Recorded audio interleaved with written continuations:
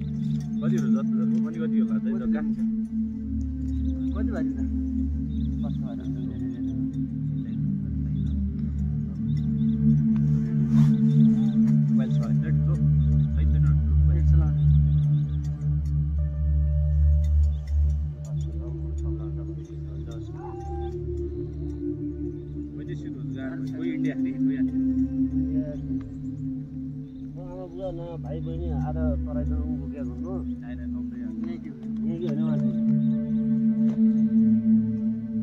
साबुनजीको सुरक्षा भत्ता पाउँछ होइन?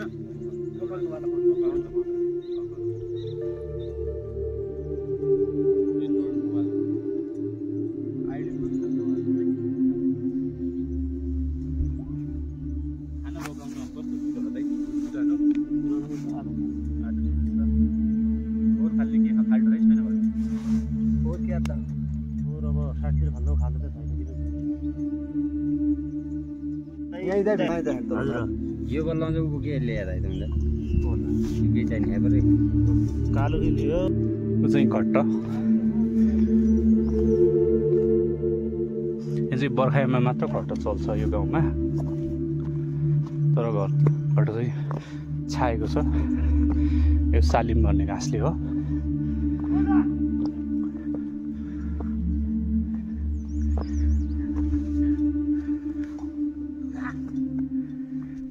बर्खायामको आलुहरू हो यो चाहिँ कोदो बुएको हो।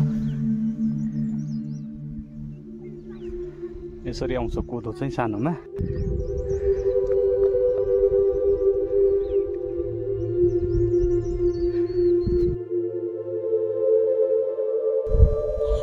यो चाहिँ आलु खेती रहेको छ, यहाँ प्रशस्त मात्रामा आलु हुन्छ। यो चाहिँ बर्खायामको आलु हो।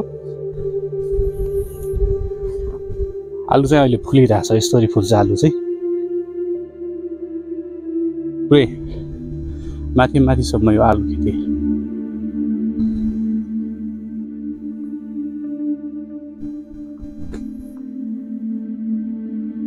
नाम के हो? नाम के हो? कहाँ जाने हो? बोर्डिङ जानला हो? स्कुल? यो गाउँमा चाहिँ अब धेरै पानी पर्ने भएको होला, गहुँहरू अलिक ढिलो हुन्छ। यसरी यहाँभित्र राख्छ गहुँहरू स्टोरेज। यसरी गहुँहरू यहाँ राख्छ र यहाँनिर छुटेर स्टोर गर्ने गरेको छ। त्यहाँ हाम्रो गहुँ बाली हुँदाखेरि एउटा यो घर बनाएको हुन्छ स्पेसल। यो गाउँमा चाहिँ यस्तो धेरै थुप्रै होला। यो प्रत्येकको हुन्छ आफ्नो गाउँमा चाहिँ आफ्नो घर नजिकै गाउँ चाहिँ यहाँ रहेको छ। यसलाई चाहिँ पहाड, सायद मेबी पहाड भन्छ होला, पहाड चाहिँ भन्छ कि हो।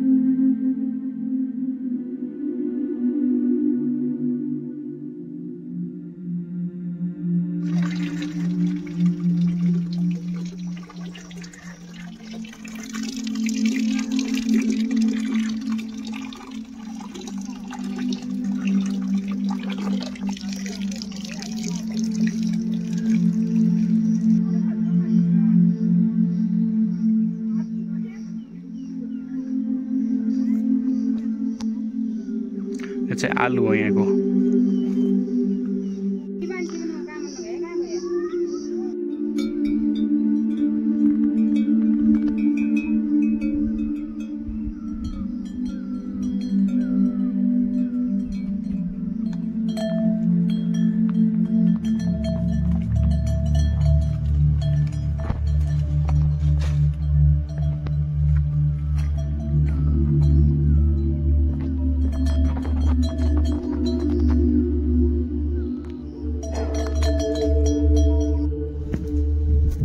चाहिँ छाना हो, छाना हुन्छ यहाँ गोठहरू जस्तै। यो चाहिँ केही समयको लागि यहाँ तलतिरको जग्गाको मलको लागि यहाँ राखिने गरिन्छ।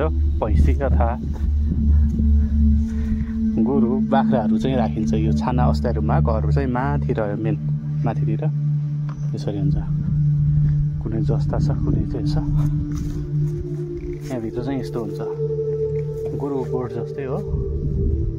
यहाँ चाहिँ राख्ने अवस्थाहरूमा राख्ने।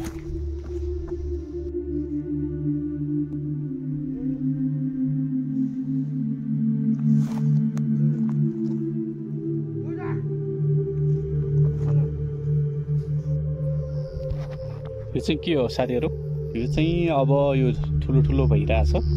पछि यो ठुलो भइसकेपछि यहाँबाट प्रशस्त रुममा चाहिँ आम्दानी हुन्छ। अहिले चाहिँ यो आफै आफ्नो गरामा चाहिँ यो आफै उम्रेको हो। यो चाहिँ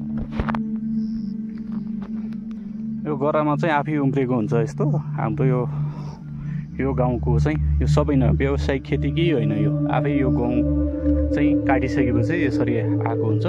भोलि यसलाई चाहिँ यहाँको मान्छेहरूले व्यवसायहरूमा निकालेर त्यसपछि चाहिँ आम्दानीको मुख्य स्रोत रहेको छ। यो चाहिँ तपाईँहरू नजिकबाट हेर्नुहोस्।